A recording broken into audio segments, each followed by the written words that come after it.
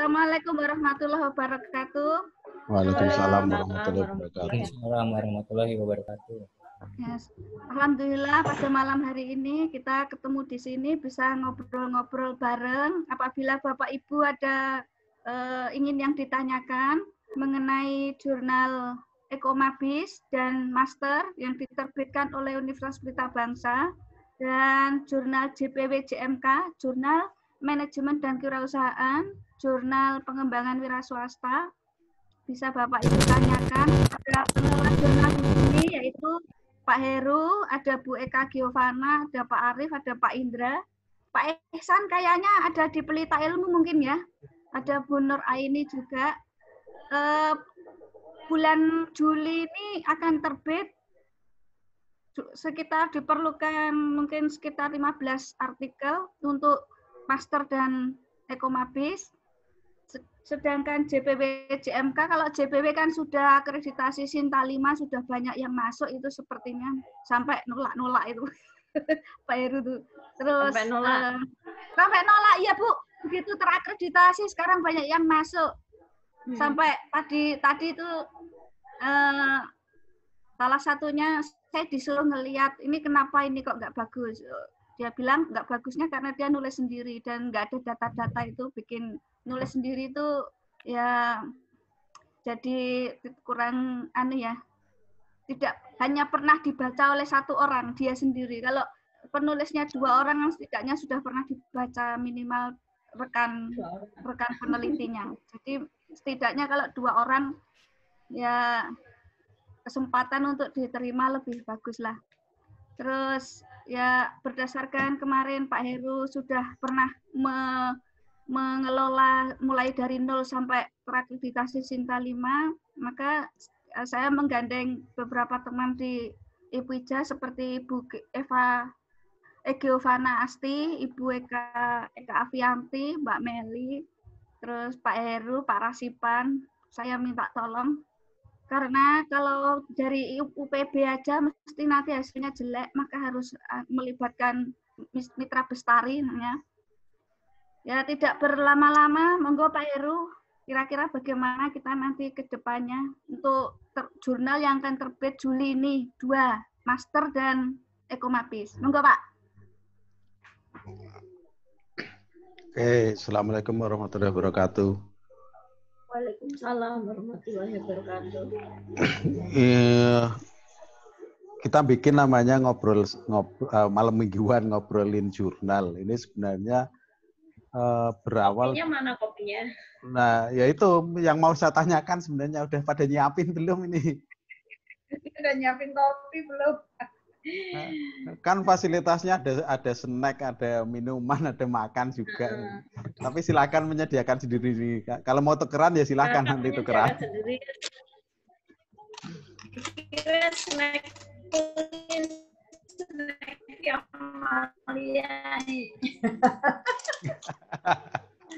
Ayo lanjut Pak. Gini sebenarnya malam hari ini kemarin mendadak aja sebenarnya sebelum kita nanti mau mengadakan lanjutan dari yang di IPIJA kemarin kan kita berbicara tentang pengelolaan jurnal. Wah, Kopi ya Pak. Bener disuguhi tenan nih. Anak disuguhi.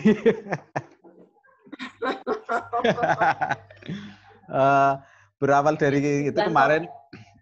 Nanti kita rencana mau ada lanjutannya tentang template artikel sebenarnya. Tapi sebelum sampai sana, tadi saya udah lihat Bu Eka Asti, tapi mana ya?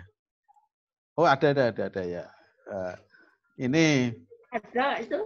Iya ada. Pindah tempat ternyata. Jadi berawal dari situ malam hari ini sebenarnya kita ingin bagaimana sih biar jurnal kita itu tidak terlalu ribet karena selama ini tidak semua pihak itu yang terlibat itu ikut berperan aktif. Contoh yang paling gampang kemarin kita di IPIJA sudah ada Bu Asti dan kawan-kawan itu sebenarnya sudah saling mendukung satu dengan yang lain, ternyata masih ada kendala juga. Misalnya reviewer. Reviewer itu yang aktif cuma berapa Bu Asih kemarin? Reviewer di JMK 2 ya Pak? 2 dari Hah? dari Dari total kayaknya 7 ya, 7 atau 6. Nah, 7 atau 6. Nah, harapan saya Reviewer sebenarnya itu diberi tugas atau gimana sih Kak Heru? Reviewer itu diberi tugas atau gimana? ya diberi tugas. Berarti kan dihubungi kan? Iya, dihubungi. Jangan-jangan reviewernya nggak tahu kalau dia dihubungi untuk disuruh reviewer tahu. Biasanya lewat email ada pasti. Di emailnya. Yaitu maksud kita itu sebenarnya yang apa? Ketika kita punya komunitas seperti ini sebenarnya nantinya bisa apa ya? Semua orang bisa terlibat dalam jurnal sehingga prosesnya akan semakin cepat. Kendala yang lain kemarin di JMK itu autor ya Bu ya? Autor. Autornya masih kagok gitu loh Pak, proses tektoknya itu. Harus selalu kita pandu. Nah, ini kasusnya sama nanti. Misalnya Pak Arief yang selama ini pakainya OJS 3 nanti akan agak kagok sedikit ketika masuk ke jurnal kita. Mau ke JPW, JMK karena kita pakai OJS 2. Contoh tadi misalnya mau submit aja nggak muncul new submission misalnya. Jadi kendala-kendala itu yang mungkin patut kita kita perbincangkan saat ini. Terus nanti semua yang ada di kita itu terlibat dalam jurnal sehingga kalau yang selama ini terjadi contoh misalnya di yang lainnya mungkin sudah ada penunjukan sebagai pengelola jurnal, tetapi relatif banyak yang tidak melaksanakan tugasnya. Ini contoh kasusnya misalnya kayak siapa ya kemarin? Pak Arief ya? Pak Arief itu harus submit sendiri. Terus ada orang-orang yang sudah punya artikel di berbagai tempat ternyata untuk submit kerepotan juga. Makanya sering kita mempertanyakan, terus yang submit siapa? Kalau bukan yang bersangkutan, kadang-kadang pertanyaan kan itu yang muncul sehingga nanti misalnya Pak yang belum di pengelola jurnal siapa ini? Misalnya Pak Gunawan, Pak Ahmad Gunawan, mungkin nanti bisa kita mintai tolong sebagai reviewer di JMK misalnya. Itu kan sebenarnya upaya untuk bisa memperlancar jurnal karena nanti ke depannya itu tidak mungkin hanya misalnya kita egois yang dari IPIJA, jurnal IPIJA terus dimasukin orang IPIJA semua karena salah satu yang kemarin menjadi koreksi adalah 80% artikel itu harus dari luar. Dan dari luar itu peran serta dari reviewer. Misalnya saya jadi reviewernya di Ecomap di master misalnya. Ketika jadi reviewer di master itu diharapkan saya membawa orang-orang IPIJA untuk memasukkan artikelnya di tempat saya jadi reviewer itu. Sebenarnya menggandeng itu peran serta itu akan memunculkan poin tersendiri nantinya. Nah, nanti juga Bu Eka ketika masuk ke master misalnya, itu juga ada perbedaan-perbedaan. Contohnya kalau di kita ya Bu Eka ya, JMK, itu kita masih ada email ke reviewer, kepada autor, kepada siapa lagi, copy edit dan seterusnya. Tapi di OJS 3 nanti tidak ada email relatif jarang. Jadi nanti ada masuk ke dalam satu diskusi, satu kolom diskusi tersendiri yang semua lalu lintasnya ada di situ. Nah, kita kemarin di JPW salah satu sarannya yaitu juga seyogyanya dibuat daring penuh, jangan daring plus email. Tetapi kita kan eh, punya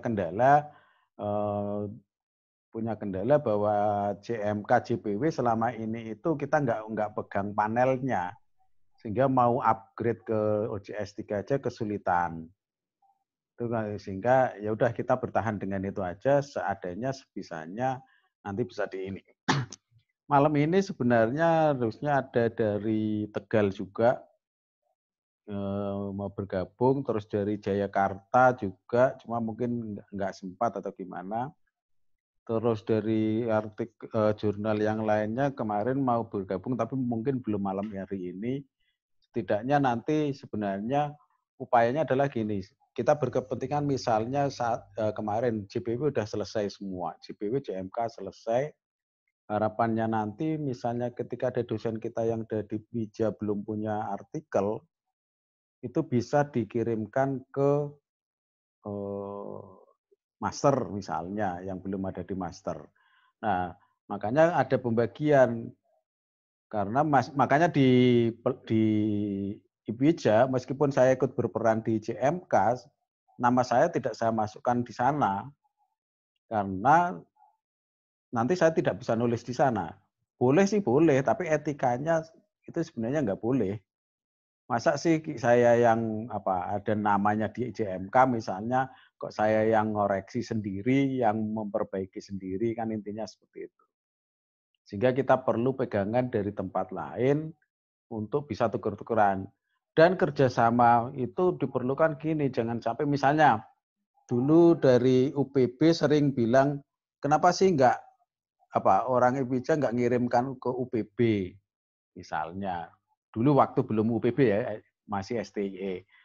Ya kita bertanya juga, yakin nggak kalau di Pelita itu terbit?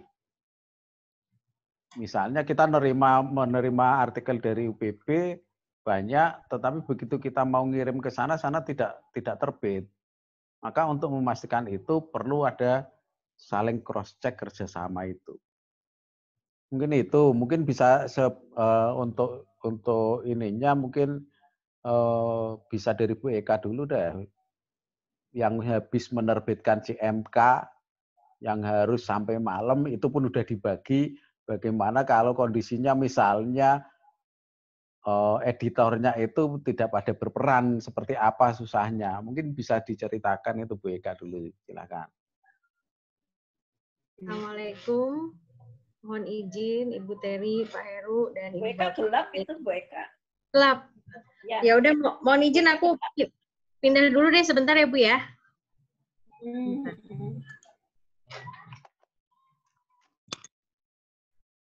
Sambil Bu Eka pindah, Pak Heru tak perkenalkan itu ada Pak Dr. Billy dan Pak Dr. Sapruan, dosen di MM Pelita Bangsa. Siapa tahu kita bisa bertukar reviewer. Oke, selamat malam Pak Heru. Selamat malam buat malam Bapak-bapak, Ibu-ibu, juga selamat malam Bu Ana. Saya ngikut aja nih. Pak Billy ini rumahnya di Bogor, Pak Heru. Bogor ke itu ya, ke Cikarang. Bu. Puri Nirwana Residen ya Pak ya? Apa ya? Oh. Iya Bu. Ya, PNR.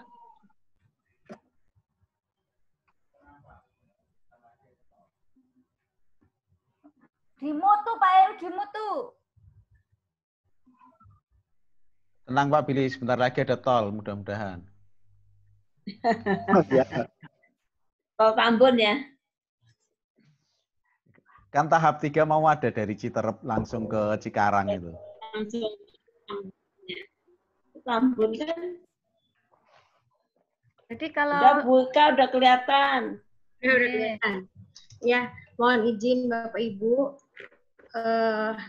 Kemarin tanggal 30 Juni ya kita udah terbitkan JMK. Kendalanya begini ya Pak Heru ya. Selayaknya tuh enaknya tuh kalau misalnya mungkin nggak sih Pak, satu artikel masuk gitu kan, terus kita kelola sampai publish gitu Pak? Satu persatu, jadi nggak numpuk semua di belakang tuh gimana Pak? Mungkin nggak Pak? Bisa. Kendala kita kemarin tuh gitu, kejar-kejaran tuh 10 tuh harus dalam satu malam Pak.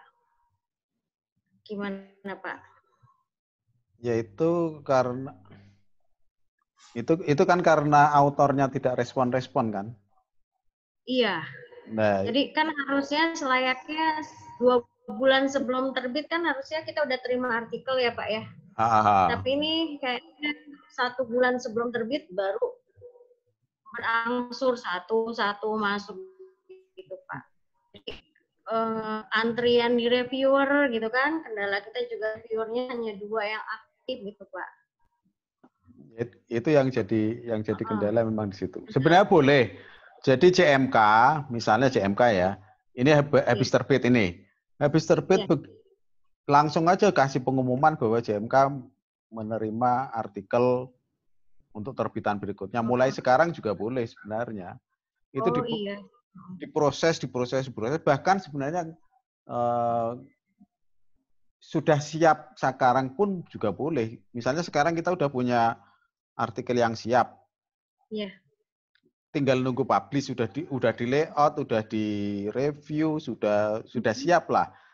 Tapi karena tempatnya terbatas, itu nunggu antrian bisa juga malah lebih bagus lagi kalau seperti itu. Iya, terus gini juga Pak, kendalanya gini, kan kalau waktunya sempit itu tektok dari section editor ke author ke reviewer, terus setelah itu kan dari reviewer ke author ke section editor gitu ya Pak ya. Terus udah gitu lanjut ke copy editor. Kan harusnya pas tektok itu kita sama-sama cross check ya Pak. Sama-sama ngecek lagi. Tapi kesannya kalau waktunya sempit tuh kesannya cuma klik gitu aja. Masing-masing kita autornya nggak ngelihat lagi. Jadi pas sudah terbit kemarin ada kendala, kok judul saya salah kayak gitu. Karena dalam prosesnya itu nggak ngelihat gitu, bener nggak nih yang bakalan dipublish, bener nggak yang bakalan di layout gitu loh Pak kendalanya Pak. Jadi belum ada pemahaman dari author itu untuk kalau balik lagi ke dia ngelihat lagi gitu. Belum ada pemahaman seperti itu Pak. Oke. Mungkin yang berikutnya Pak Arief tadi sore ada kendala itu. Mungkin bisa diceritakan, silahkan. Ayo.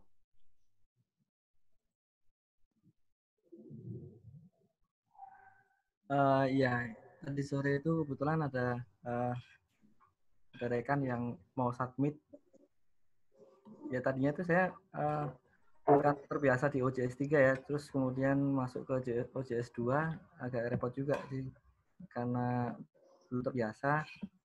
Terus ternyata setelah jadi ya, sini saya. Rekan saya mau submit, nggak ada apa ya, menu new submit gitu ya, new submit. Nah, dulu Pak. Gimana?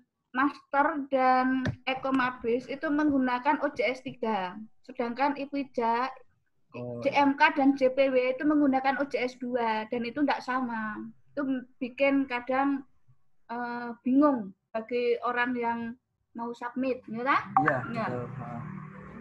Nah, ternyata setelah dicek di OJS 2 itu ada kayak apa ya, checklist gitu ya, checklist sebagai reader atau sebagai author. Nah, ternyata di situ kita sebagai author untuk mensubmit jurnal harus di checklist itu yang author itu. Nah, itu juga pengalaman yang cukup buat saya sih. Tadi sempat bingung mau submit, ternyata nggak bisa, ternyata karena autornya belum saya centang. Gitu Pak Heru.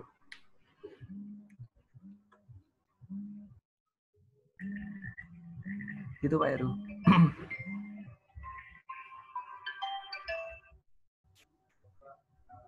Mut Pak.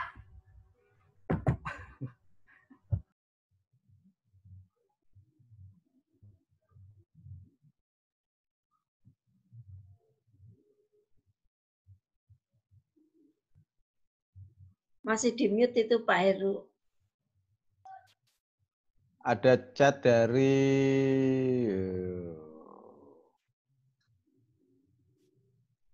Dari siapa ini? Mungkin bisa disampaikan langsung, bisa juga sih.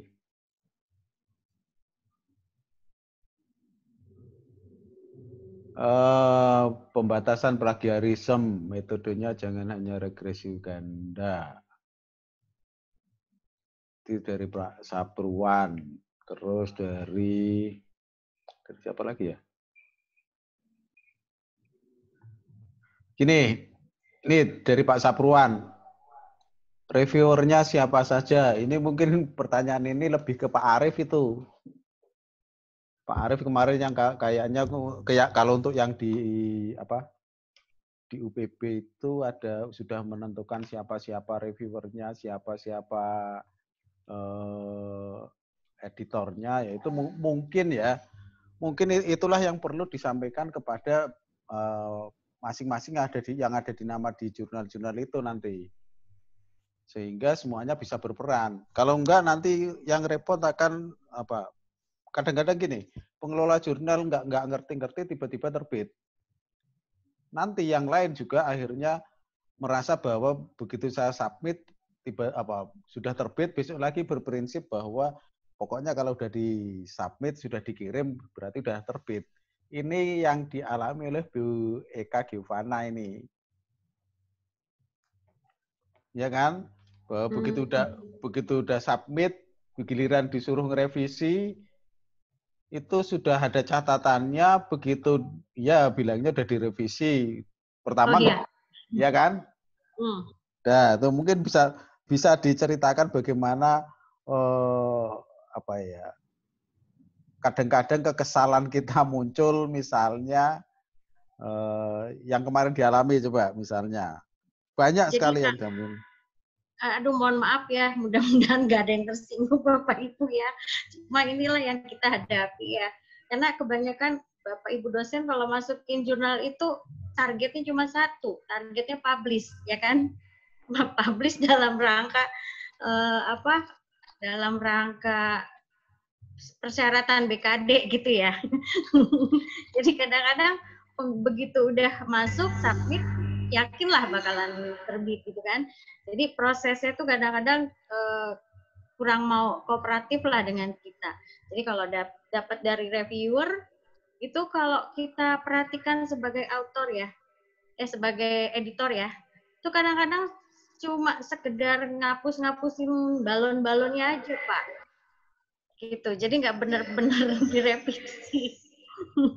Mohon maaf Bapak Ibu. Tapi ada juga yang benar-benar kooperatif, benar-benar dikoreksi ada gitu. Nanti kan jadi kan nanti akhirnya kalau masuk lagi di apa Pak namanya Pak di plagiarisme akhirnya malah jadi nambah hasil plagiarismenya. Jadi nggak lebih baik.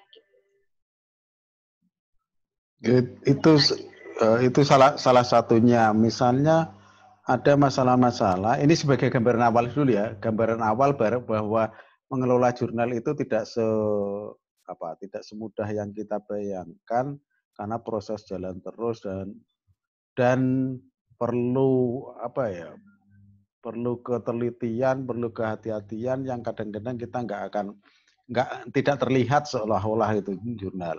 Sehingga sebenarnya nanti kita semua di sini akan terlibat apakah nanti sebagai autor, apakah sebagai reviewer, apakah sebagai editor, apakah jadi layout editor atau yang lainnya, pokoknya semua memang harus berperan. Itu gambaran bahwa mengelola jurnal itu tidak mudah. Nah, yang berikutnya mungkin yang perlu kembali adalah kadang-kadang kita kan berkaitannya dengan dosen kita, dosen-dosen yang ada. Nah, dosen-dosen yang ada juga ini sebenarnya kita mungkin akan mencari titik temu bagaimana caranya agar dosen-dosen bisa berperan aktif dalam penerbitan jurnal. Jadi tidak hanya sekedar kita yang di pengelola, tapi dosennya juga aktif, itu bagaimana caranya ini. Mungkin itu yang perlu perlu masukan dan seterusnya. Sebelum sampai substansi misalnya yang diinikan Pak Sapruan tadi ya, tidak hanya regresi Ya, di jurnal memang tidak adanya regresi, cuma kadang-kadang sumbernya aja susah, apalagi harus mensortirnya. Yang masuk adanya ya regresi lah, mau ngapain lagi, masa kita mau buatin? Yang repot adalah di situ, sumbernya. Sekarang yang mungkin perlu mendapat ini, bagaimana cara mendapatkan sumber itu, sumber-sumber artikel. Nah, bahkan yang di di JPW pun, yang sudah terakreditasi pun, seringkali kita mendapatkan artikel itu ya tidak sesuai template. Template-nya udah ada, udah jelas. Tapi yang kita dapatkan itu masih kayak format skripsi.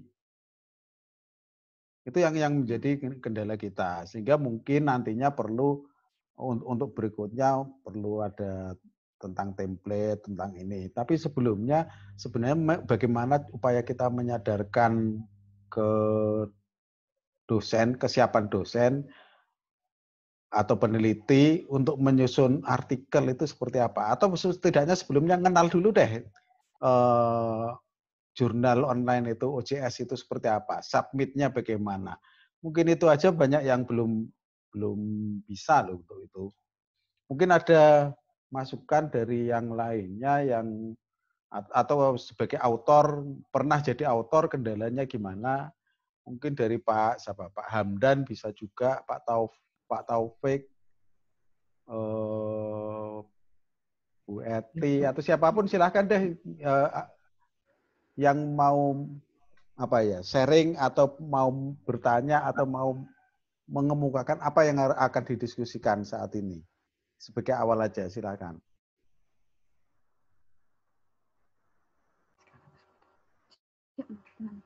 Selamat malam, Pak Heru. Nggih, malam, Pak. Mohon izin ya, Pak. Nggih, monggo. Terkait yang tadi masukan dari Pak Safwan memang bagus. Tapi memang saya bilang kan nggak semua dosen itu bisa dan mampu gitu ya, Pak. Nah, sambil contoh misalnya kayak main parafrase aja kan nggak semua orang bisa gitu, Pak. Nah, makanya mungkin ini usul saya, mudah-mudahan di LPPM PB bisa dioptimalkan. Jadi gini, misalnya dengan dua minggu sekali ada semacam pelatihan jurnal misalnya, semacam pengenalan dulu terkait biar ada minat dulu terkait menulis lah gitu. Jadi ada motivasi intrinsik, ada motivasi ekstrinsik dari dalam, dari kita maupun dari luar gitu loh, Pak. Jadi dari LPPM, yuk sama-sama kita rembukan bareng bagaimana meningkatkan dari untuk dosen sendiri maupun kan akreditasi dari kampus sendiri gitu, Pak.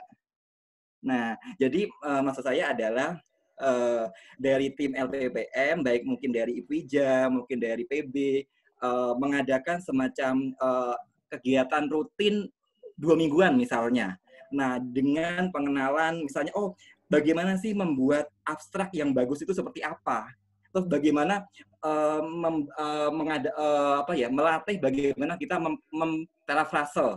Kan nggak semua orang bisa dengan Turnitin itu pengecekan 5% misalnya. Kan nggak semua orang bisa. Makanya yuk bareng-bareng mungkin dari tim IPIJA, tim yang lain bisa mungkin sambil sharing. Nah, dari setiap 2 minggu sekali ada FGD seperti ini mungkin setidaknya bisa mengoptimalkan dari ranah dosen maupun dari ranah tim jurnal sendiri gitu, Pak. Oke, mungkin kalau kegiatan seperti ini setiap malam minggu, 2 minggu sekali itu kira-kira gimana Pak Iksan? Bisa juga, Bu. Ini pun sudah saya undang sejak lama pun, sejak 2-3 hari yang lalu, ya paling yang datang ya Bapak Ibu yang sudah serdos, merasa ada butuh untuk penelitian, baru tergerak untuk hadir. Padahal sebenarnya kalau Bapak Ibu nulis di ilmu, manajemen, pengabdian, ekomabis, master itu ada dulu Pak. Ada honornya loh. Ya, Oke. Mungkin memang pertama kan kalau saya dengar-dengar mungkin mudah-mudahan salah ya Bu ya. Kan kalau salah satunya memang ada honornya, tapi kan untuk ke arah sana kan butuh step yang luar biasa, bukan begitu Pak Arif? Nah, jadi memang perlu adanya dukungan, support benar-benar baik dari ranah LPPM atau mungkin ditunjuk, bukan ditunjuk ya, mungkin semacam ada khusus yang Serdos nih misalnya kan ada setiap 6 bulan ada ABKD.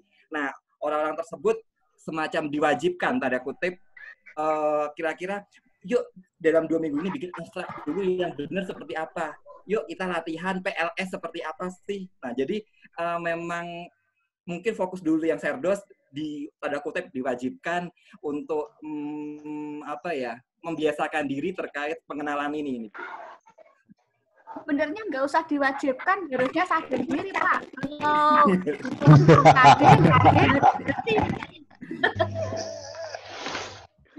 Lah Pak, ini saya saya bacakan jurnal ini pelita bangsa ya Pak ya. Untuk jurnal di pengabdian itu ada Pak Tegang, Pak Triwahyu, Pak Purwori, Pak Yuda, Bu Nur Aini. Dari Ipsos Mercubuana ada Bu Ririn Wulandari. Kalau di artikel manajemen, editor in chief Bu Yunita, Kapolres 1. Pak Adriana, Pak Wahid, Bu Priyatmi, Pak Hamzah. Dari Mercubuana, Pak Mafizatun Nurhayati. Kalau pelita ilmu ada editor in chief Bu Retno, Pak Hatta, Pak Yoga, Bu Ken. Dari Perbanas ada Ibu Markonah. Terus kalau Ekomabis itu Pak Arif Teguh Nugroho ini yang bertanggung jawab. Ini saya kombinasikannya dengan Ibu Ija Pak. Maka isinya Pak Rasipan, Bu Fitri Rezeki, Pak Hatta, Bu Yunita, Mbak Meli, Lisa, Pak Hamdan. Kemudian kalau yang master baru mau terbit. Nah, selama ini ininya belum jalan Pak. TikToknya untuk dari namanya apa tuh? Yang ngasih tugas-tugas itu apa tuh? Editor. Bukan, yang ngasih tugas itu Pak. Editor. Dikasihin ke reviewer nanti kembali ke editor gitu kan Pak ya? Alurnya gimana itu? Begitu misalnya saya kan pengelola master, berarti saya nggak bisa masukin ke master. Saya masuk ke Ekomabis. Saya submit jurnal ke Ekomabis. Terus gimana? Setelah masuk terus kemana? Ini karena semua pengelola jurnal dan sama-sama belum pernah melakukan pengelolaan jurnal yang betul dengan pelita bangsa. Misalnya nih contoh saya masuk ke Ekomabis, terus kemana?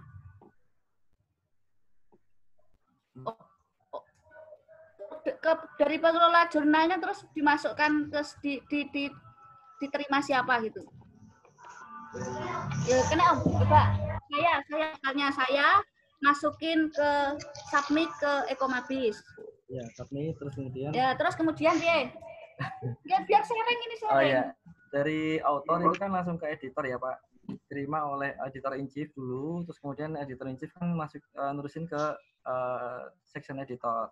Ya, kemudian dari section editor itu dicek dulu kira-kira artikelnya sudah memenuhi syarat belum, template-nya, atau kemudian ya pokoknya untuk guideline-nya itu sudah terpenuhi belum gitu. Kalau belum nanti kembalikan ke author lagi, kalau sudah nanti tinggal diteruskan ke reviewer. Terusnya kemudian dari reviewer terus kemudian kembali kalau sudah oke, nanti balik lagi ke section editor, baru mana ya kemudian section editor, dan di situ nanti mungkin di pertimbangan untuk publishnya kapan gitu kali ya, seperti Begitu kira-kira. Ini baru pertama kemarin Pak, baru terbit 1 kali, jadi saya AE. Iya. Ini kalau nurut saya nulis omongan dia ya, saya sebagai orang yang menulis namanya autor. Autor submit ke Mabis, diterima oleh editor in chief. Editor in chief menugaskan kepada section editor. Section editor memberi rekomendasi apakah ini dilanjutkan ke reviewer atau dikembalikan ke autor. Kalau dikembalikan ke autor, berarti autor harus memperbaiki dulu, baru diterima kembali oleh section editor. Kalau dianggap oleh section editor sudah bagus, maka ditugaskan kepada reviewer untuk mereview. Kalau sudah layak, maka reviewer akan mengembalikan kepada autor. Mohon diperbaiki. Sampai jurnalnya bagus. Dianggap layak oleh reviewer. Kemudian reviewer menyatakan bahwa itu layak publish, dikembalikan ke section editor. Baru oke, gitu kan ya? Oh, ke proofreader dulu, proofreader. Setelah proofreader, kembalikan ke section editor lagi. Terus udah oke, publish. Jadi gitu Pak, kali ini peran kita nggak pernah melakukan. Makanya dengan adanya forum ini, saya tuh berharapnya karena kita punya di target 2 tahun lagi supaya bisa terakreditasi ya. Kalau selama tidak ada lalu lintas yang terekam jejak di internet, itu sepertinya susah kalau mau akreditasi seperti yang dimiliki oleh IPIJA. Gitu Pak, kira-kira ada respon dari Pak Heru apa Bu Kak Afi ini yang sudah pernah melakukan bertahun-tahun? Monggo. Ini mungkin gini, saya kembali lagi ke ini. Sebenarnya di LPPM IPIJA sama UPB itu udah beberapa bulan yang lalu udah kerjasama, cuman memang belum belum resmi ya istilahnya ya. Kerjanya sudah, tapi secara administratif tidak tertulis sebenarnya, tapi kerjanya sudah. Nah, maksud saya kita mengadakan ini, ada komunitas seperti ini sebenarnya fungsinya ganda. Kalau hanya dilaksanakan oleh kami di IPIJA atau dilaksanakan oleh UPB secara mandiri, itu kan nanti hanya untuk satu institusi. Kalau ada komunitas seperti ini, maksud saya nanti misalnya minggu depan itu yang menjadi pembicara siapa, kita mau bahas apa, yang menjadi pembicara siapa. Pembicara itu yang penting misalnya mau mengungkapkan bahwa misalnya cara submit dari IPIJA misalnya cara submit di JMK karena pakainya OJS 2. Mungkin Pak Taufik yang menyampaikan atau wakil dari kita siapa. Terus yang berikutnya mungkin tetap sama juga submit, tapi di Ekomabis caranya bagaimana. Nah, ketika kita ada di komunitas ini sebenarnya kita sudah tidak kerepotan lagi. Karena apa? Dengan adanya penyampaian materi di forum ilmiah yang dihadiri tidak hanya satu institusi, secara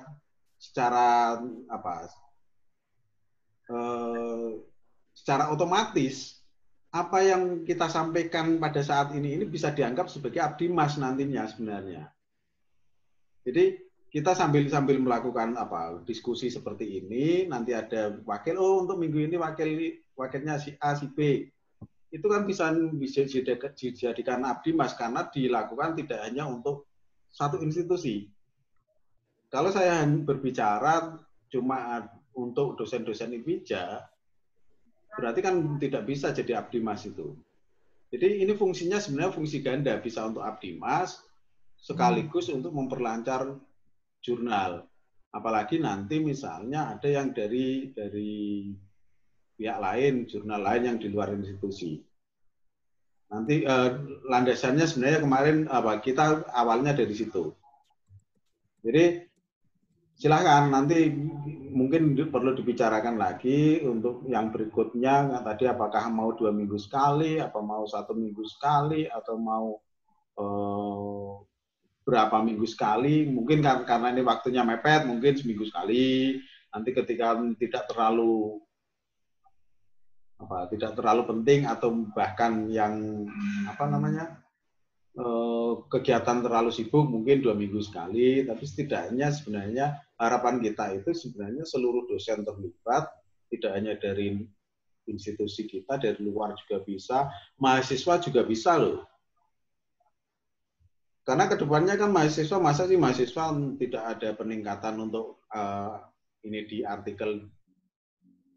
Diharapkan semua mahasiswa kan punya, sebelum lulus punya artikel, bisa pernah nulis juga kan.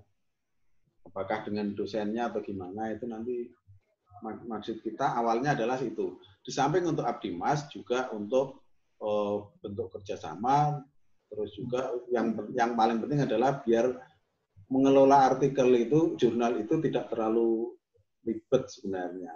Karena semua yang akan terlibat. Kalau enggak, nantinya yang akan kerepotan adalah yang di LP2M ini, yang di LPPM. Yang akan kerepotan. Karena sebenarnya LPPM harusnya tinggal ngontrol, tim itu ada tim tersendiri.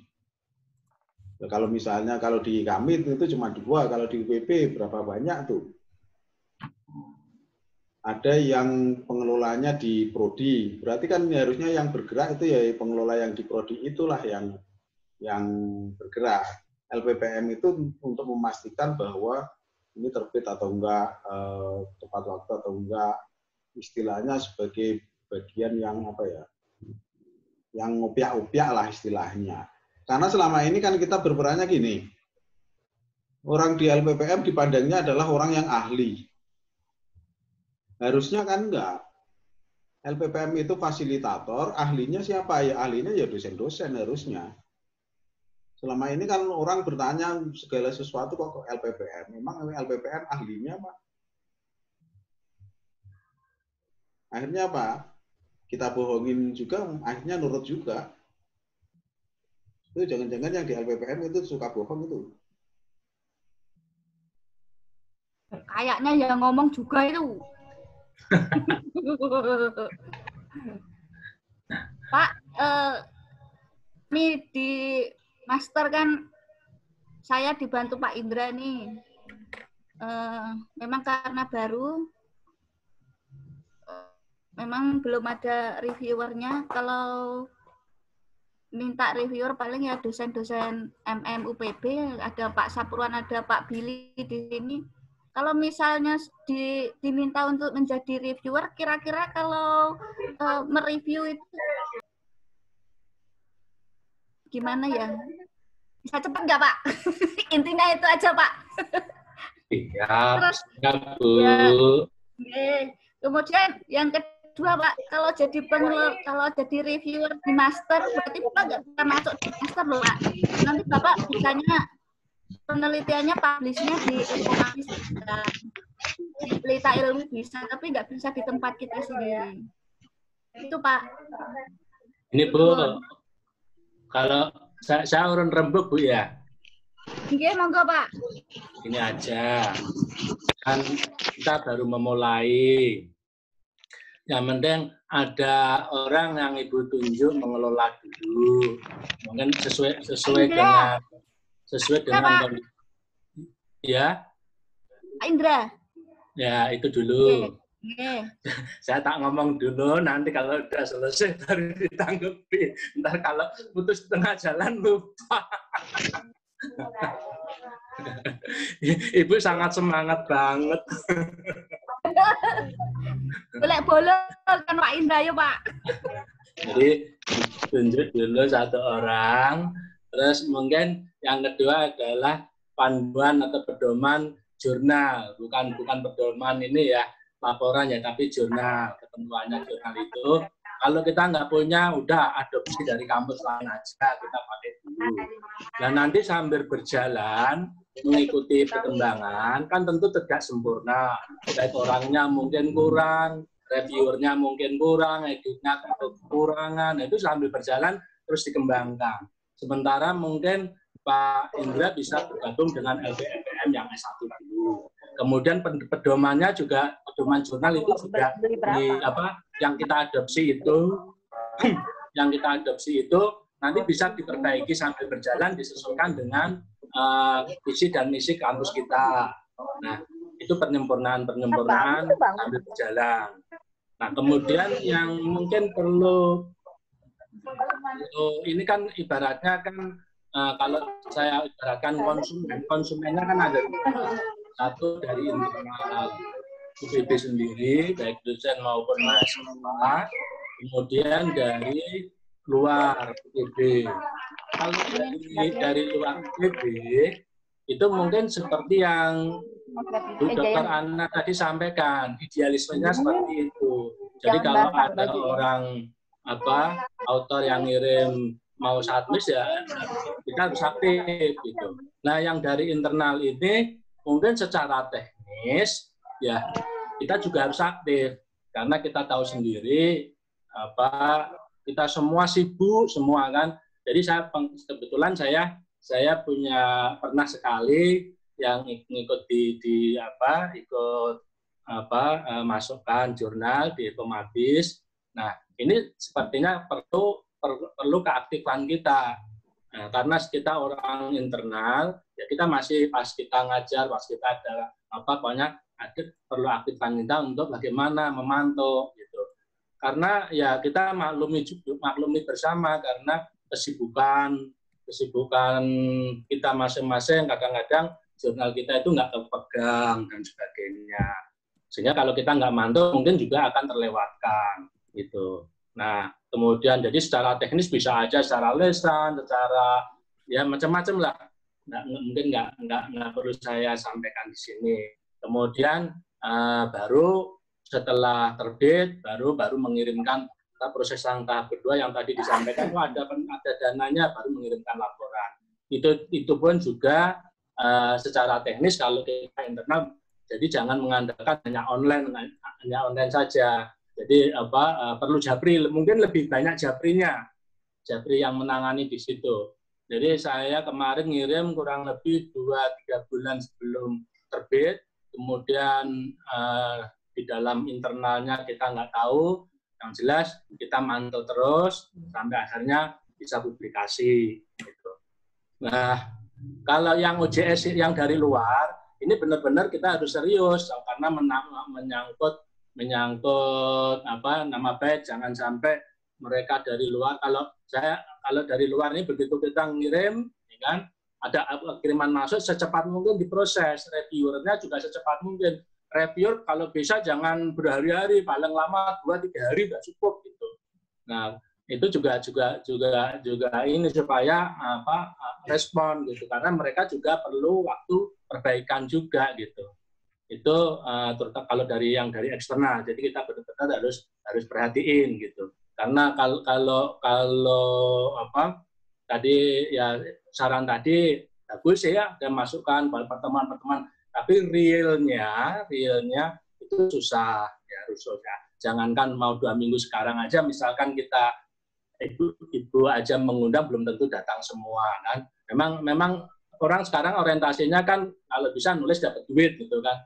Tapi nulis udah pusing, nggak ada duit, nggak jelas, entah kapan waktunya. Biasanya seperti tadi Ibu sampaikan, itu hanya mungkin punya kewajiban.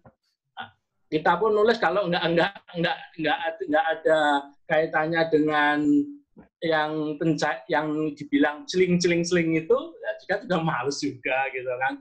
Karena tidak semua orang bisa totalitas di dalam sebagai tidak totalitas sebagai pendidik, tidak semua orang bisa begitu. Nah, itu masukan saja. Yang penting maju terus sambil berjalan diperbaiki. Nggak ada bisa yang langsung sempurna, nggak bisa. Jadi pertama sudah ada petugas, alhamdulillah sudah ada. Terus sekarang tinggal panduannya dipublikasikan, disampaikan, Nah, sambil berjalan dibatasi, jangan kalau misalkan kayak sekarang Juli terbit, sekarang Juli baru informasi, bingung kita kapan mau nulis gitu kan, agak terlambat. Jadi kan kita menulis perlu waktu mungkin 3 bulan sebelumnya gitu, karena perlu analisa gitu. Nah itu memang nggak bisa ini. Itu tambahan. Kemudian tadi saya masukkan untuk yang plagiarisme itu kebetulan kita ini banyak yang penelitian ini kalau saya lihat banyak yang plagiarisme. Nah, cilakanya software yang dipakai oleh reviewer, ya, software yang dipakai sama reviewer itu sampai sub judul bab 1 pendahuluan misalkan, bab 2 landasan teori, ya kan, termasuk daftar pustaka itu pun dimasukkan dalam softwarenya, sehingga setiap baru masuk bab 1 baru subjudulnya aja sudah muncul plagiarisme.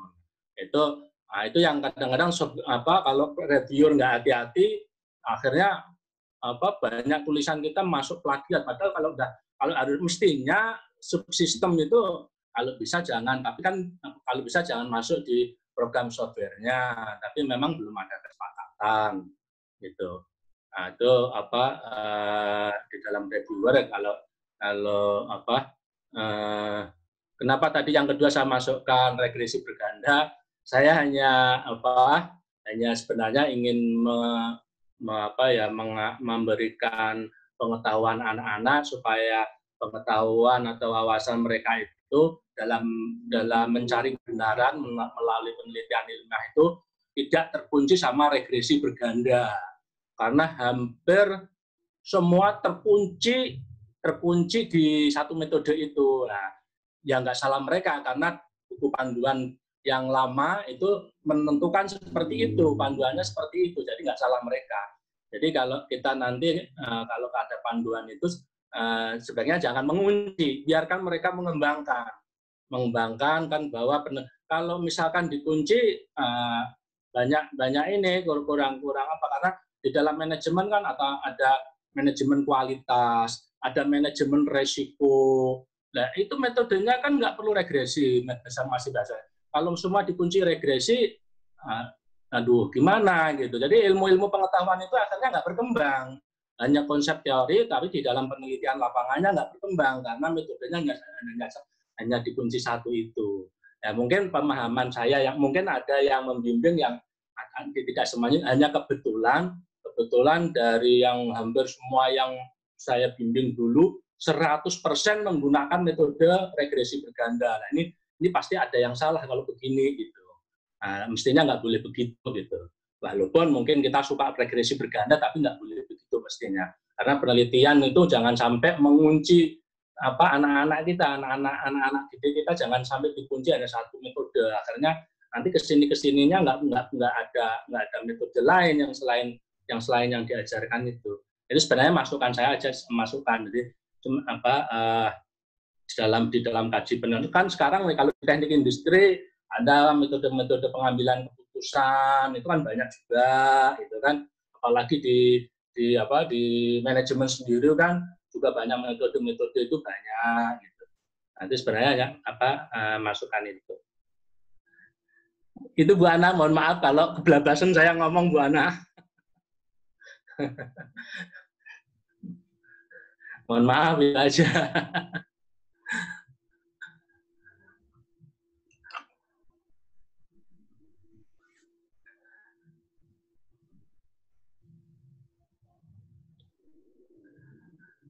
Makasih Pak Sapruan. Pak Indra, ayo muncul. Pak Indra mana?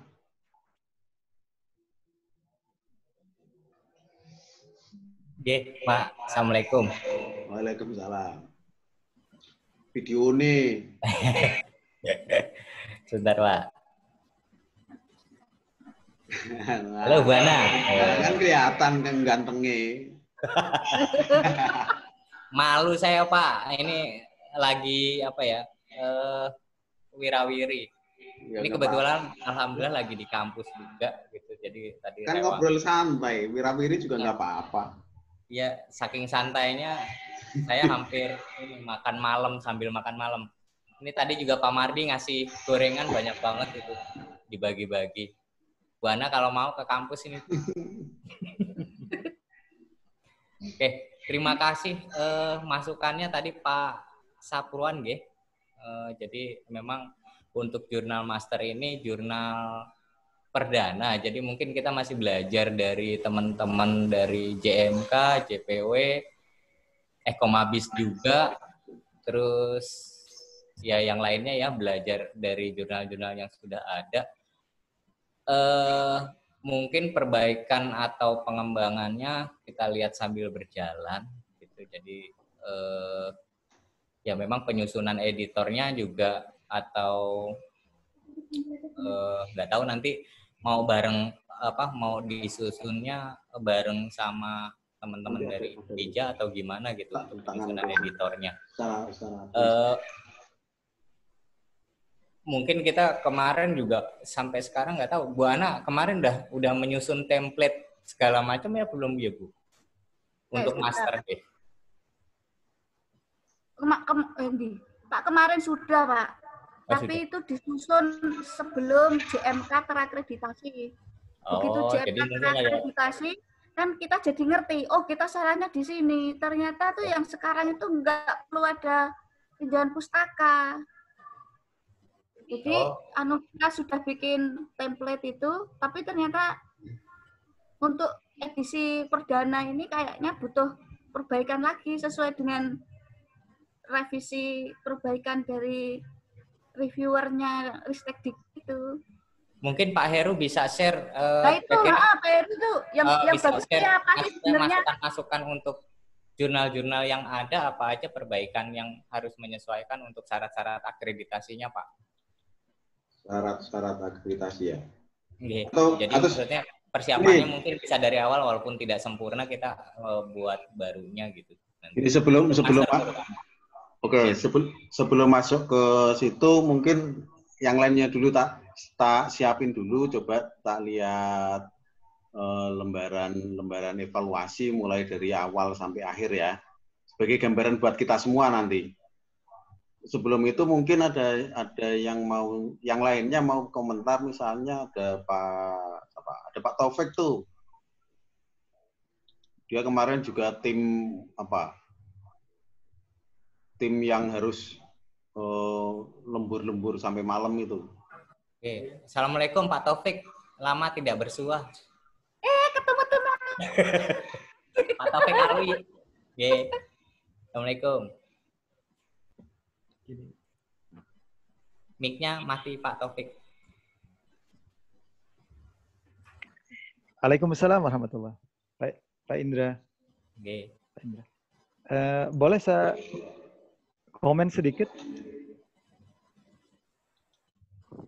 Boleh komen sedikit? Silakan. Ya. Bu Ana, baik Bu Ana. Kan memang dikasih waktu, Pak.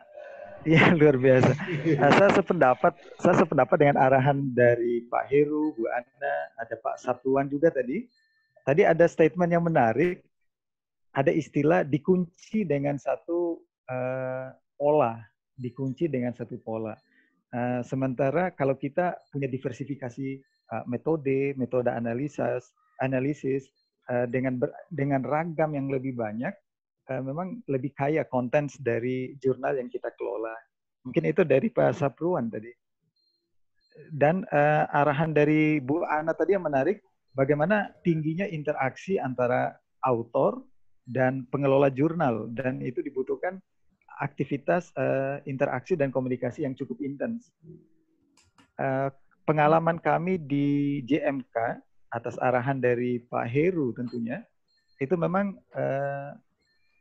itu menjadi rutinitas dan perlu memang step by step kita upgrade diri dari autor, karena itu menentukan akselerasi ketika kita berbicara deadline publish jurnal yang kita kelola.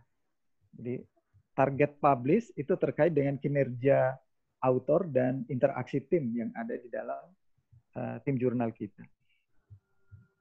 Itu sedikit awal. Terima kasih.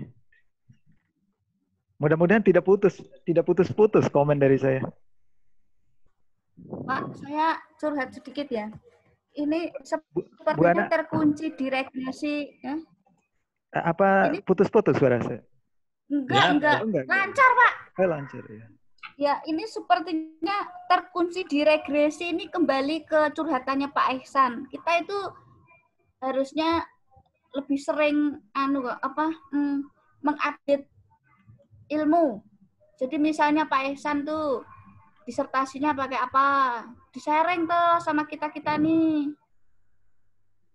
Jadi kita itu nggak cuma ngertinya regresi aja. Ya, terus apalagi ya? Yang tadi tentang pedoman jurnal di Ekomabis sudah ada, gimana caranya submit di OJS 3, template sudah dibikin tapi ternyata jadul. Nanti akan diperbaiki sebelum terbit bulan Juli ini. Tapi mohon kalau Bapak Ibu ada tulisan, segera aja, siapa tahu bisa masuk ke LDC perdana. Gitu aja Pak, turun. Bu Ana, ya? Bu Ana, terima kasih sekali adanya kolaborasi antara Master, Ekomabis, JPW, dan JMK. Ini sangat membantu untuk diversifikasi jurnal kita. Iya Pak, memang kayak gini tuh menguntungkan kedua belah pihak.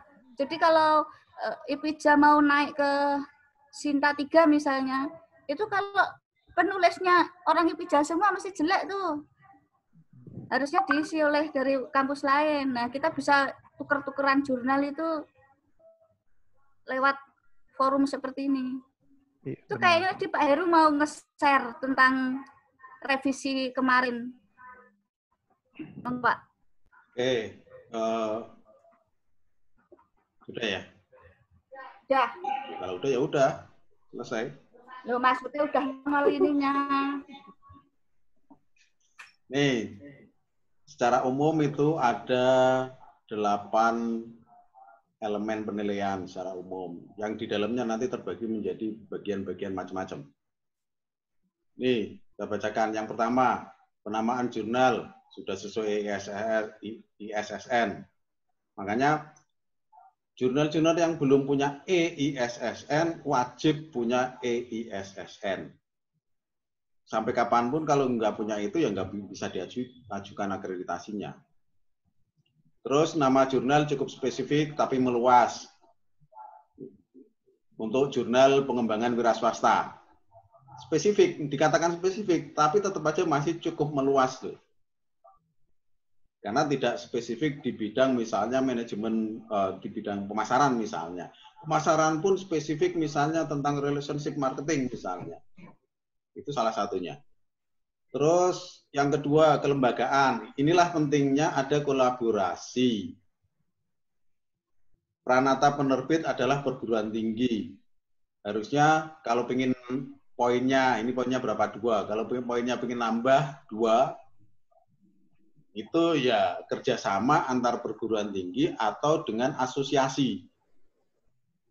Misalnya asosiasi, makanya kemarin ada wacana bagaimana kalau master itu kerjasama dengan AMA Lampung misalnya. Itu kan sebenarnya sudah merupakan salah satunya. Terus yang berikutnya penyuntingan. Penyuntingan ini mungkin nggak begitu kelihatan, kecil, tetapi 80% Dewan Penyunting dan Mitra Bestari memiliki dampak kinerja yang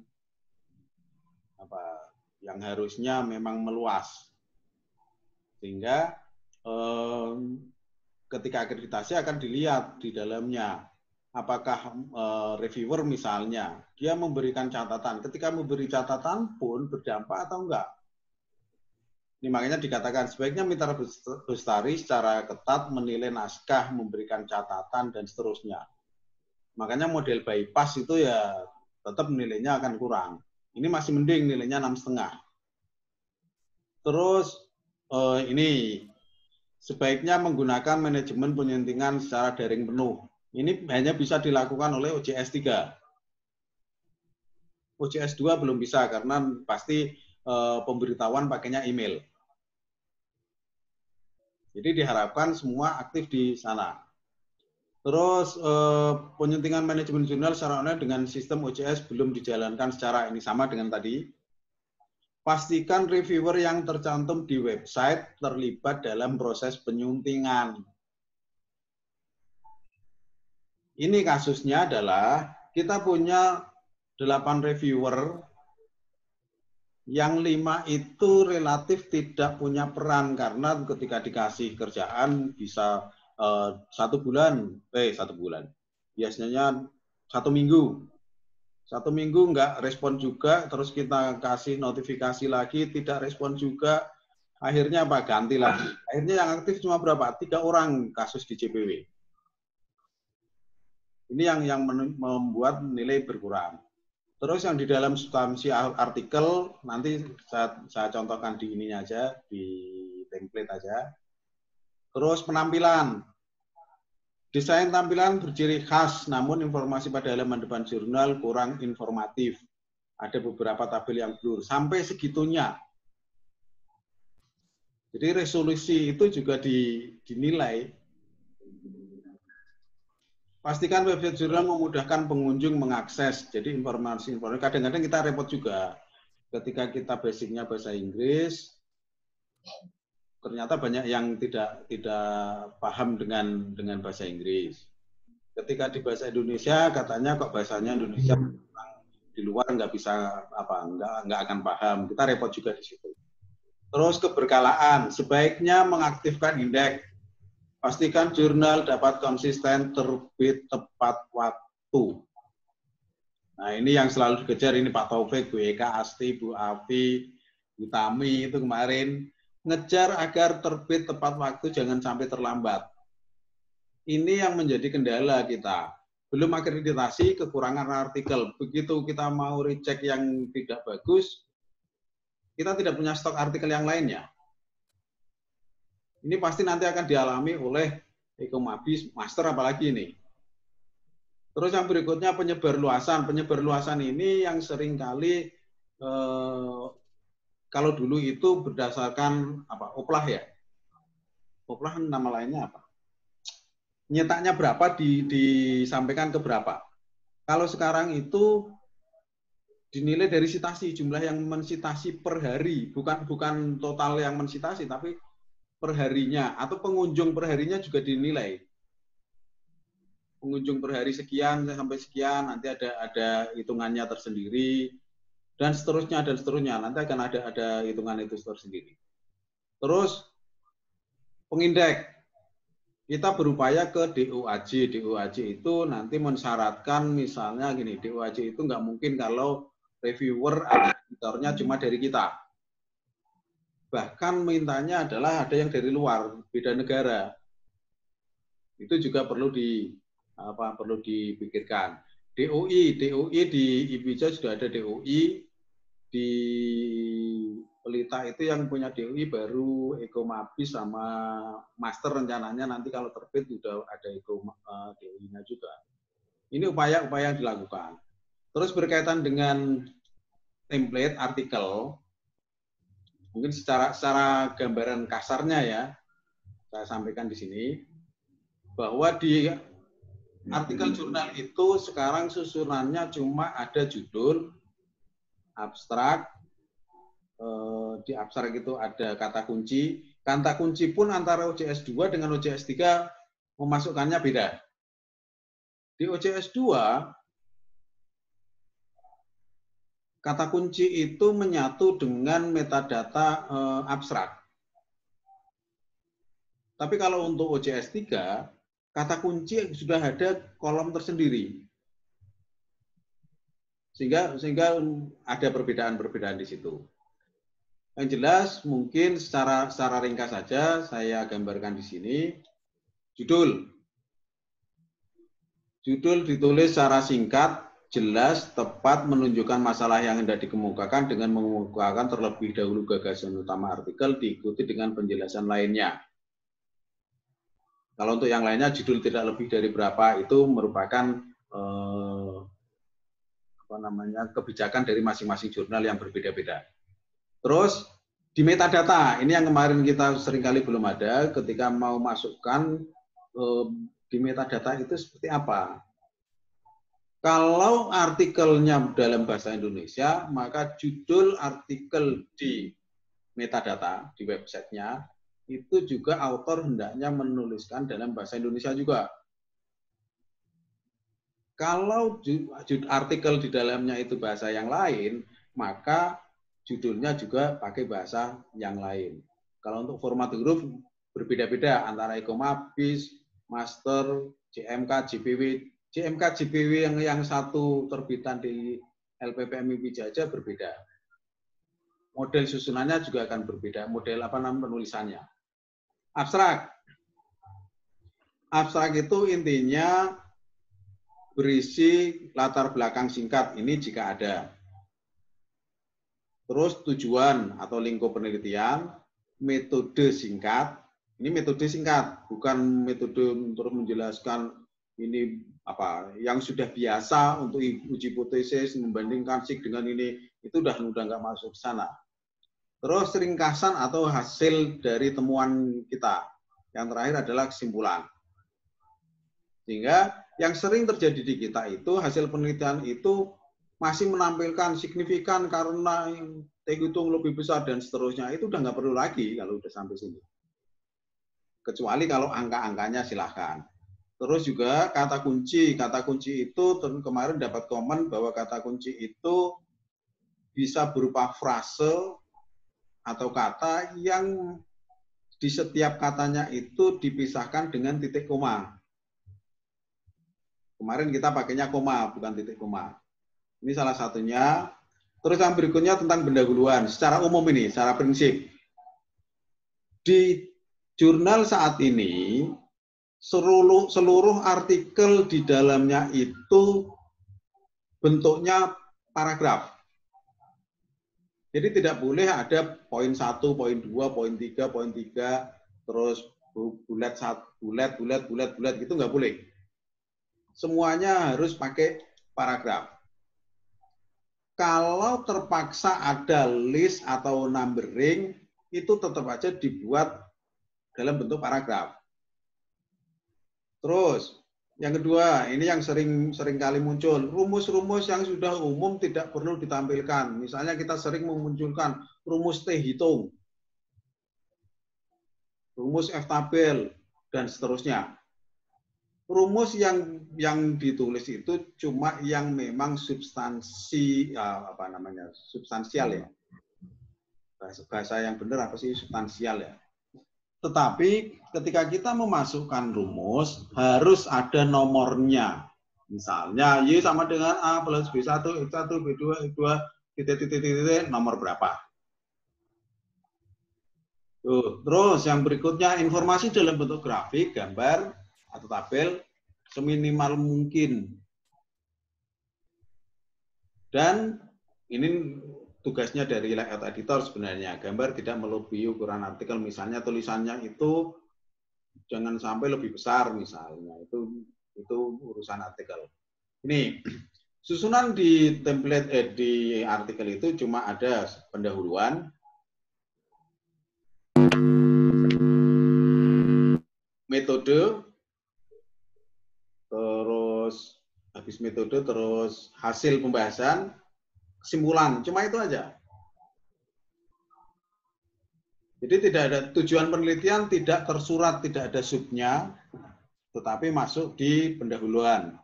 Terus apa lagi?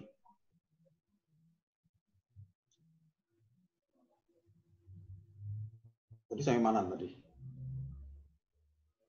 Halo, sampai mana? Jangan-jangan tidur semua nih. Masih standby Pak, dokter, tenang aja, kita dengerin Pak dokter. Siapa? Kan siapa tahu. Siapa tahu kan. Ini Pendahuluan ini. Jadi pendahuluan itu berisi penjelasan umum, ya ini secara substansi sama dengan yang sebelumnya, tetapi kita bisa gini, memunculkan dari gini. Pendahuluan diawali secara singkat, itu tentang latar belakang perlu muncul, tapi tidak lebih dari 1 paragraf. Kemudian di pendahuluan ini juga memuat state of the art. Kalau kemarin kita ada literatur tersendiri, tinjauan pustaka tersendiri, apapun namanya itu, disinilah kita mengemukakan bahwa apa yang membedakan kita dengan yang lainnya. Mas ininya di stop di sini, Mas. Ini namanya udah mubur. Itunya dan namanya diganti, Mas isinya diganti terus. Aku bisa ngomong ya. Sorry. Lebunin gini. Jadi itu. Jadi di pendahuluan ini nanti paragraf berikutnya memunculkan state of the art, kajian.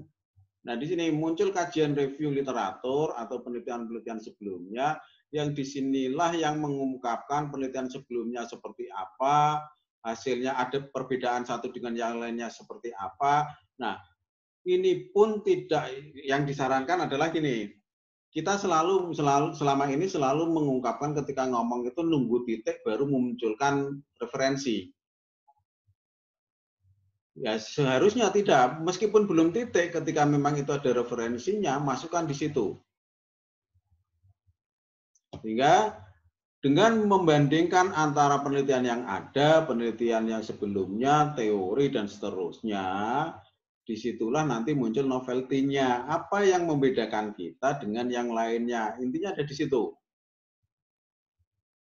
Nah, ini secara ringkas seperti itu aja. Terus sebelum menuliskan tujuan kajian, tujuan penelitiannya, harus ada gap analisis atau pernyataan kesenjangan atau pernyataan kontribusi kebaruan. Yang punya kita yang membedakan itu apa? Disinilah yang perlu ditekankan banyak, sehingga pendahuluan itu menjadi satu hal yang sangat penting.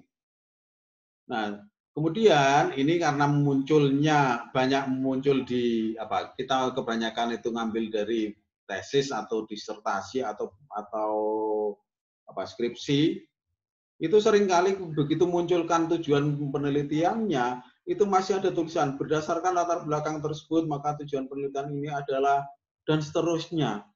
Harusnya tidak perlu ada tulisan seperti itu, hanya tersirat aja penguatan bahwa tujuannya adalah apa. Yang berikutnya, pustaka secara umum. Pustaka itu sampai saat ini maksimal 10 tahun terakhir masih boleh. Literatur pustaka itu rujukannya minimum 80% berasal dari primer. Jadi kalau ini adalah sebenarnya peluang bahwa dari skripsi pun bisa dimunculkan menjadi jurnal karena ada perubahan di sini. 80% itu dari artikel, dari jurnal. Kalau selama ini kan kita 80% justru dari buku referensi. Sehingga jumlah rujukan di daftar pustaka ya minimal ada 15 acuan. Terus yang berikutnya, yang kedua, metode penelitian. Metode penelitian minimal berisi sampel penelitian, desain penelitian, operasionalisasi, dan metode analisis. Alat-alat kecil yang bukan utama atau sudah umum itu tidak perlu dituliskan kembali. Kalau misalnya perangkat-perangkat yang itu sudah umum lah. Contoh yang paling banyak muncul itu adalah misalnya menentukan sampel dengan rumus Slovin misalnya, atau rumus apa di UPP itu seringnya dinamakan bukan Slovin tapi rumusnya sama. Apa? Lemso misalnya. Intinya sebenarnya sama. Rumus yang seperti itu tidak perlu dimunculkan karena itu sudah umum. Terus tuliskan secara lengkap lokasi penelitian meskipun tidak ada judulnya, tidak ada tempat dan waktu penelitian, tetapi ketika menunjukkan responden pasti harus dituliskan penelitiannya di mana, respondennya siapa, kan sebenarnya sudah menentukan siapa yang. Terus metode yang sudah ini sudah tadi, metode sudah umum tidak perlu ditulis.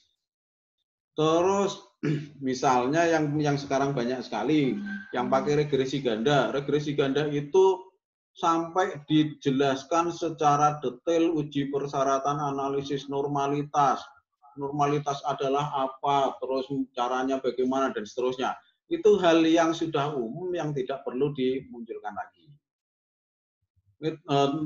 Cuma ketika tekniknya perlu memunculkan tadi ya, makanya di bab 3 ini nanti, di bab metode ini muncul yang namanya boleh berupa tabel, yang operasionalisasi variabel.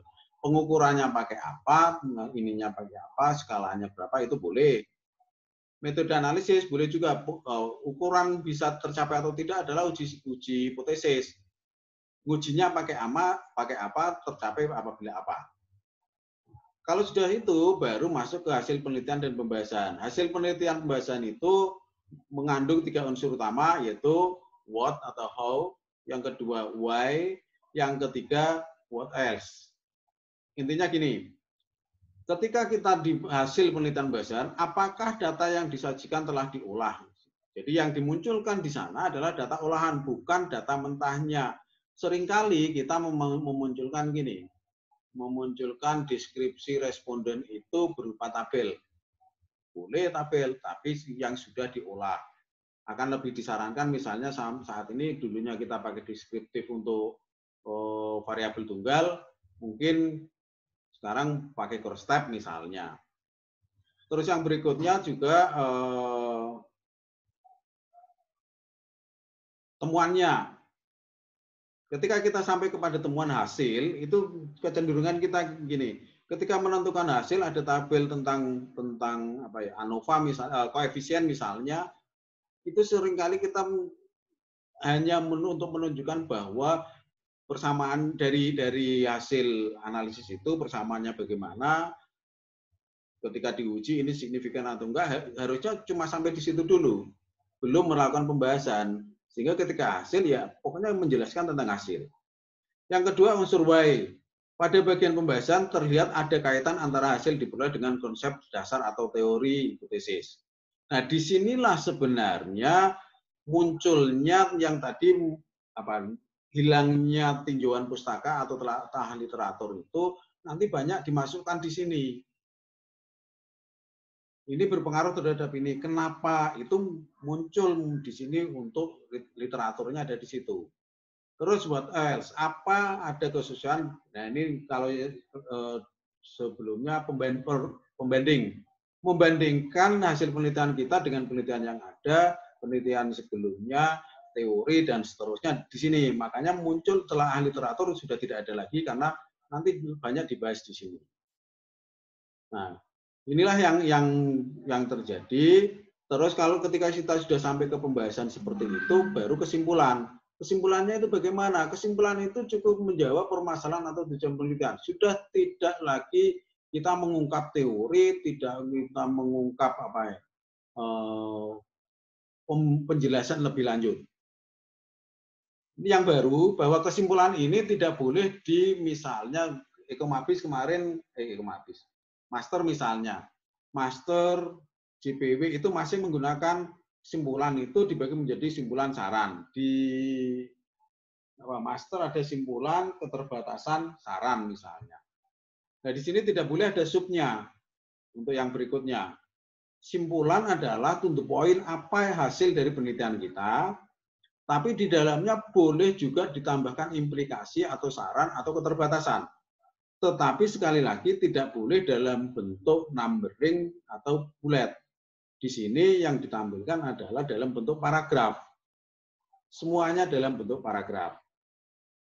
Ini ada penjelasannya. Sebaiknya dituliskan dalam bentuk paragraf, bukan dalam bentuk item list numbering. Jika terpaksa ada list numbering, tuliskan dalam bentuk paragraf. Jangan dibagi menjadi subbab simpulan dan subbab saran. Terakhir, daftar pustaka disarankan bahwa pengutipan daftar pustaka, pembuatan daftar pustaka itu menggunakan software. Bisa pakai Mendeley, bisa pakai EndNote, atau bisa pakai yang lainnya. Itu sarannya. Sehingga kita punya potensi yang berikutnya, berarti bisa sharing bagaimana cara mengoperasikan EndNote, bagaimana memanfaatkan Mendeley. Itu kan bisa menjadi bahasan kita, sehingga bahasan kita itu banyak sekali. Mungkin secara sekilas itu aja sebagai gambaran awal, detailnya tentang artikel, template, dan seterusnya mungkin bisa kita bahas di pertemuan berikutnya, apakah kita sendiri dulu atau yang lainnya. Mungkin itu aja yang bisa saya sampaikan untuk sementara ini. Ini yang lainnya silakan.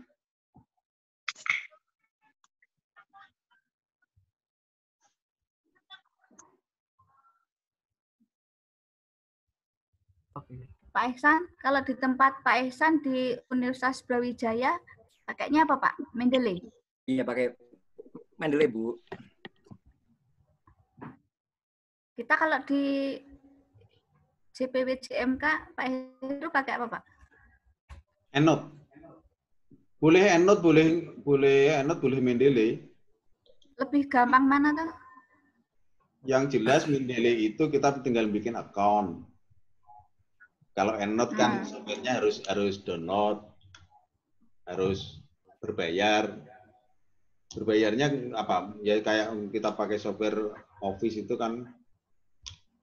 Ya kalau kita sudah punya ini enak-enak Mendeley. Kebetulan Bu Ana anak-anak semester 2 yang Applikom udah saya ajarin Mendeley, Bu. Nah, kalau Bapak mau mengadakan kegiatan seperti ini lagi, Bapak kan bisa sharing Mendeley gimana. Siapa tahu dosen-dosen kita belum banyak yang paham gitu kali. Ya, intinya kalau sering ada kayak gini kan ada tambah ilmu tuh, Pak. Tapi kira-kira kalau diundang kayak gini, responnya gimana, Pak? Kalau ini mungkin baru analisa saya ya, Bu Ana ya. Iya, enggak. Karena kan sejauh ini dari pertemuan ini mungkin tanda kutip belum ada achievement-nya secara optimal. Jadi mereka mungkin memandang bahwa ini masih apa ya? Karena masih baru pengenalan, jadi belum terlalu fokus. Nah, mungkin ya seiring berjalannya waktu, selama itu ada hasil, ya saya kira mungkin pelan-pelan dari mereka yang belum tertarik dengan dunia penelitian, jadi lama-lama mulai minimal melirik dulu lah ke arah dunia penelitian, walaupun kan sebenarnya itu ya kewajiban kita setiap 1 semester gitu. Ya saran dari saya sih memang mungkin kalau diizinkan 2 minggu sekali sambil sharing, mungkin memang oke, minggu depan misalnya Pak Arief misalnya bahas masalah Mendeley, bagaimana sih mensitasi dari baik jurnal nasional maupun jurnal internasional seperti apa, teknisnya seperti apa. Nah, minggu depannya lagi bagaimana sih teknik untuk pembuatan abstrak di dalamnya itu apa saja. Next-nya lagi bagaimana temanya terkait parafrase misalnya seperti apa. Jadi biar tiap pertemuan itu ada temanya, dan itu biar ya setelah itu dikasih tugas juga. Jadi biar ada teori, ada prakteknya juga. Nah, next semester next minggu lagi hasilnya seperti apa nih? Ya, jadi ada teori, ada prakteknya juga. Dievaluasi kira-kira apakah sudah ada hasilnya. Kalau seandainya belum optimal, nah baru diulang kembali. Bagaimana nih kira-kira perlu pengulangan kembali atau enggak terkait tema ini gitu. Nah, ini Pak Ihsan nih, ada curhat dari Bu Emiliatan tuh.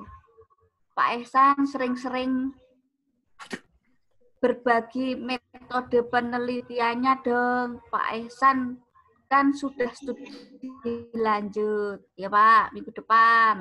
Gimana? Kalau jujur saya kan masih belajar, Bu Ana. Gimana? Kan saya tahu dong. Gini aja. Lah maksud saya itu biar terlibat gitu, Pak. Ya kan achievement-nya juga untuk kita bareng-bareng, Pak. Jadi kita sebagai pengelola jurnal itu bahan bakunya juga ada. Kan kita itu juga kadang kesulitan cari bahan, toh, Pak. Nggak ada itu artikel masuk, Pak. Sekarang pun Ekomabis sudah mau terbit, ada bahan baku yang bisa dimasukkan. Nah, siapa tahu kalau diinisiasi Aisan depan, terus besok minggu depannya lagi siapa gitu, mungkin ada semangat dari teman-teman di 2 PTS nih Pak, nggak cuma di UPB, di Wija juga gitu maksudnya, biar sama-sama ada bahan baku Pak. Ya Pak. Bahan buat Ya, ikut Pak Iksan. Ya, itu kalau Pak Iksan jadi pembicara kita nganu Ya, Pak. Bu ya. Untuk apa itu namanya tindak lanjut dari pertemuan ini gitu Pak. Oke, mungkin kalau oke lah, kalau seandainya memang boleh sharing, oke mungkin 2 minggu kemudian kita bahas masalah misalnya manajemen referensi gitu kali ya. Ya, kan sekalian Bapak itu berbagi ilmu kalau di Brawijaya bagaimana orang sudah ujian proposal, sudah mau lulus dokter, ya kita ya diciprat ilmunya Pak. Nah, terus saya kadang-kadang juga agak bertanya-tanya loh Pak Heru. Kan di IPIJA itu kan OJS 2. Sedangkan di UPB itu kan OJS 3. Itu kira-kira kalau disamain bisa? Misalnya ini cerita tok. Maksudnya disamain apanya? Maksudnya, ya misalnya kan kalau sama-sama OJS 3 saya tahu kan lebih canggih gitu kali. Nah, ini makanya kemarin ada Bu Teri itu. Ini kan kemarin makanya kita sharing apa? Kemarin saya kekeh misalnya kenapa Ekomabis dan Master tidak masuk di apa yang OJS ya, yang UPB ada OJS ya. Kenapa tidak masuk di sana? Karena di OJS itu kalau yang di teknik itu kan sudah pakai OJS 3. Yang di e-kampusnya UPB itu kan pakai OJS 2 masih.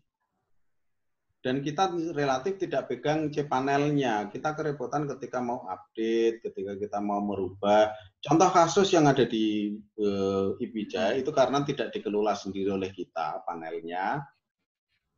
Giliran mau terbit itu mungkin Bu Eka, Bu Asti mengalami sendiri. Giliran mau terbit itu ini bulannya terbit, ternyata static page-nya hilang.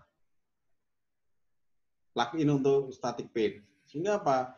Kita tidak bisa melakukan dengan leluasa. Sehingga sebenarnya ketika lebih banyak rumahnya istilahnya, rumahnya beda, itu kalau satunya bermasalah, yang satunya tidak bermasalah. Makanya kemarin Master sama Ekomabis dijadiin satu, yang lainnya terserah mau dimasukkan ke rumah yang mana. Itu sebenarnya itu.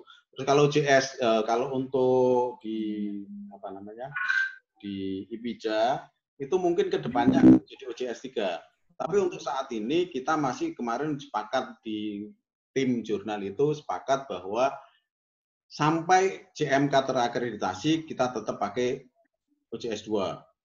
Karena migrasi nanti akan berdampak pada banyak hal, khususnya tentang historinya. Sehingga nanti mudah-mudahan ini bulan ini kita ujian akreditasi, 2 bulan ke depan sudah bisa muncul, 2 jam sudah muncul, sehingga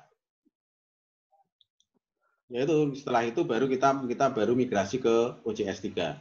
Nanti akan lama-lama akan kita samakan, mau tidak mau akan seperti itu. Nah, berkaitan dengan tadi yang Pak siapa tadi Pak Iksan ya? Pak Iksan mungkin ya, Pak Iksan. Mungkin gini aja. Kita jangan dulu berharap kepada yang lainnya, tapi minimal kepada komunitas kita ini yang ada saat ini dulu. Apapun bentuknya, mungkin bahasan yang seringan apapun itu pasti akan bermanfaat bagi kita semua. Mungkin ini karena sudah terbiasa pakai EndNote, bisa saja saya mendelay lupa. Bisa jadi kan? Atau hanya submit, masalah submit. Mungkin juga yang lainnya terkendala untuk submit. Jadi bahasan-bahasan inilah sebenarnya yang perlu ini, kalau belum untuk yang lain, buat kita-kita aja dulu. Buat kita-kita aja dulu, sehingga di kita di IPIJA juga nggak kerepotan nyari artikel, di UPB juga tidak kerepotan nyari artikel. Nah, kenapa kita gandeng model yang model gandeng yang seperti ini? Karena sebenarnya ini menghemat biaya. Misalnya, saya dari IPIJA dijadikan reviewer atau bukan reviewer ya, pengelola jurnal di UPB misalnya. Terus di UPB Pak Billy misalnya jadi pengelola salah satu kerennya itu associate koresponden editor. Kerennya, padahal itu section editor kan. Tapi kerennya koresponden editor, lebih keren lagi kan. Itu menunjukkan bahwa editor itu bukan dari institusi kita. Kalau kita tukeran seperti itu kan sebenarnya hemat biaya. Saya tidak perlu memikirkan, karena saya misalnya di jurnal tidak berkaitan dengan kebijakan, saya tidak harus menjadi bingung dengan bagaimana ya saya ngasih misalnya ya sedikit honor, lelah atau gimana gitu kan. Karena udahlah tukeran aja gitu misalnya. Karena kita pasti akan gini. Ketika nanti misalnya jurnal kita terakreditasi, pasti pada saat itu kita dapat banyak email permintaan dari jurnal-jurnal lain untuk apakah menjadi associate editor, koresponden editor, atau menjadi reviewer, pasti diminta. Tapi pasti di suratnya pasti ada embel-embelan di bawah. Boleh enggak Bapak saya masukkan sebagai reviewer di tempat kami? Mau enggak? Nama saya cantumkan di situ. Tapi di bawah pasti ada embel-embelnya. Tetapi ini bentuk sukarela, tidak ada honornya. Itu yang terjadi di jurnal. Sehingga kita perlu berkolaborasi dalam rangka apa? Kita mendapatkan sumber daya dari luar, tetapi kita tidak terkendala dengan masalah biaya-biaya itu. Ya syukur-syukur nanti misalnya di institusi masing-masing sudah ada sudah ada kebijakan-kebijakan yang berkaitan dengan jurnal misalnya. Itu mungkin UPB minta kali, karena sistemnya kan beda-beda. Misalnya di UPB, orang yang artikelnya masuk di jurnal dapat insentif kan di UPB. Tidak peduli apakah itu masuk di jurnal eksternal atau internal. Kalau di IPIJA, kalau masuk di internal tidak mendapatkan insentif. Kalau di jurnal eksternal ada kriterianya, peringkatnya. Untuk masuk ke Sinta 1 berapa, Sinta 2 berapa, dan seterusnya. Itu kan masalah teknis di situ. Tapi sebelum teknis di situ, kita berkepentingan dengan bagaimana agar jurnal kita itu relatif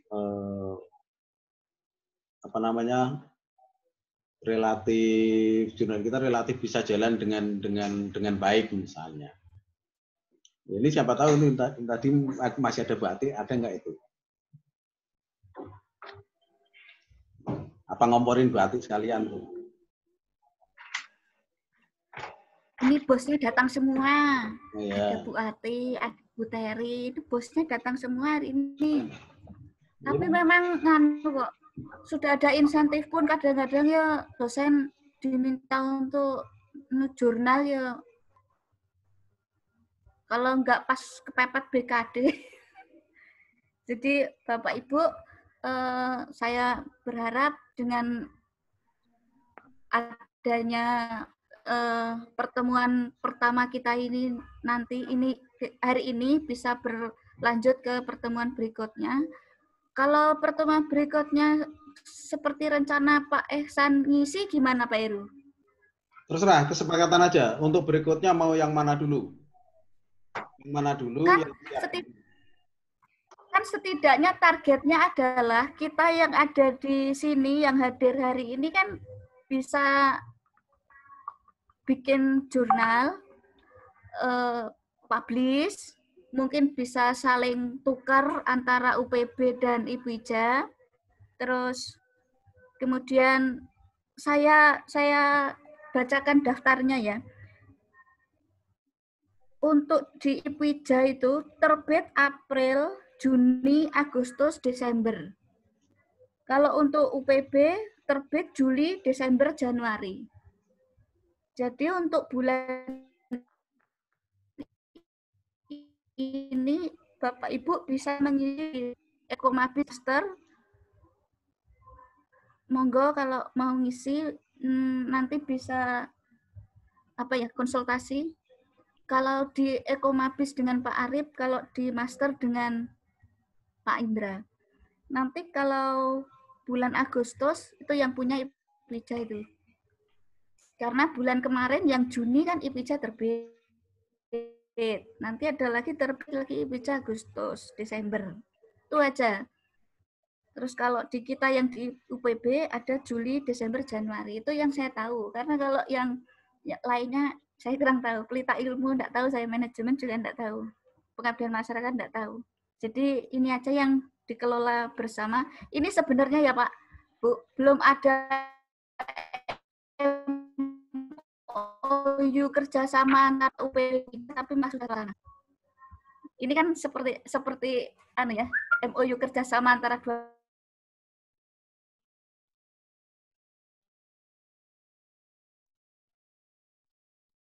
PTS.